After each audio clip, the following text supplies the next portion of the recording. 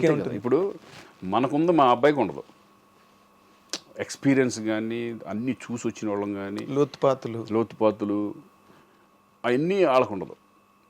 అనంతా already cake walk వాళ్ళు ఇప్పుడు కావాల్సింది ఏంటంటే వాళ్ళు కష్టపడడం, దీన్ని చెడగొట్టుకోకుండా వాళ్ళు వెళ్ళిపోవడం అనేది మెయిన్ ఇంపార్టెంట్ ఇప్పుడు.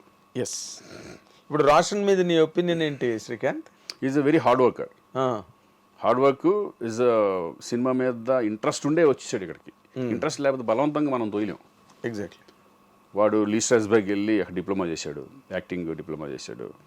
అలాగే బాంబేలో ఒక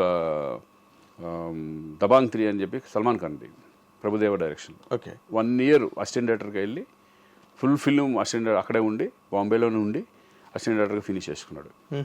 ఆ ఎక్స్పీరియన్స్ కూడా వాడు మొత్తం అంతా తెలుస్తుంది, గ్రౌండ్ అంతా తెలుస్తుంది కదా. అవును. అది కావాలని వాడు కోరుకుంటేనే పంపించాను నేను కూడా. అది కూడా ఓకే. నీ ప్రోద్బలం ఏం లేదు, మనది కానీ ఊహది కానీ ఏమి లేవు. అది మనకు తెలియదు. నువ్వు వెళ్ళు అసిస్టెంట్ డైరెక్టర్ అనలేం కదా. వాడు నాన్న నేను ఇది చేయాలనుకుంటున్నాను, నేను ఇట్లా అనేప్పటికీ అప్పుడు ప్రభుదేవ బాగా తెలుసు కదా, అక్కడ హిందీలో ఫుల్ బిజీగా ఉన్నాడు కదా. ఒకసారి మాట్లాడే ఇంట్లో సూపర్ ఐడియా పంపించేసే నో ప్రాబ్లం అన్నాడు. పెట్టేసాం అనమాట. ఓకే. అందుకేంటంటే సినిమా మీద ప్యాషన్ ఉంది బాగా, కష్టపడతాడు, సినిమా మీద ప్యాషన్.